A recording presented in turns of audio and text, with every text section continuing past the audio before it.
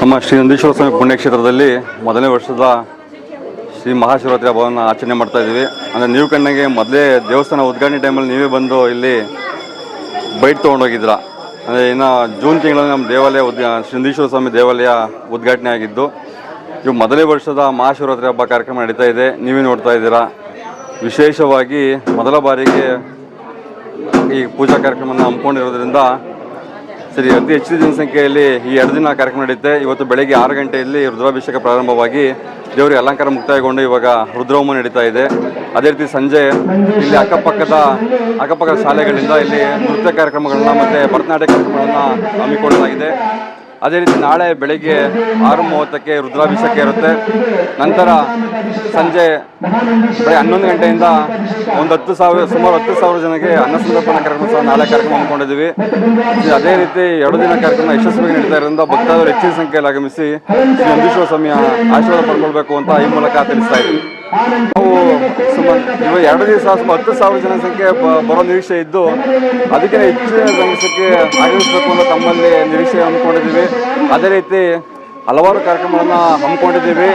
ನಾಳೆ ಸಹ ಅನ್ನಸಂತರ್ಪಣೆ ಸುಮಾರು 10,000 ಜನಕ್ಕೆ ಅನ್ನಸಂತರ್ಪಣಾ ಕಾರ್ಯಕ್ರಮ ನಡೆಯುತ್ತೆ ಅಂತ ತಮ್ಮಲ್ಲಿ ತಿಳಿಸ್ತಾ ಇದ್ದೀವಿ. ಸಂಪತ್ ಕುಮಾರ್ ಅಂತ ಅಂದ್ಬಿಟ್ಟು ಗ್ರಾಮಸ್ಥರು, ನಮ್ಮ ತೋಟಗಳು ಗ್ರಾಮದ ಅಕ್ಕಪಕ್ಕದ ಗ್ರಾಮಸ್ಥಗಳಿಂದ ಮುಖಂಡಗಳಿಂದ. ಶ್ರೀ ನಂದೀಶ್ವರ ಸ್ವಾಮಿ ಪುಣ್ಯಕ್ಷೇತ್ರ ತೋಟದಗುಡದಲ್ಲಿ ಶಿವಕುಮಾರ್ ಸ್ವಾಮಿ ಲೇಔಟು. ಇಲ್ಲಿ ಇದು ಮೊದಲನೇ ವರ್ಷದ ಮಹಾಶಿವರಾತ್ರಿ ಪ್ರಯುಕ್ತ ವಿಶೇಷ ಪೂಜಾ ಕೈಂಕರ್ಯಗಳು ನಡೀತಾ ಇದೆ.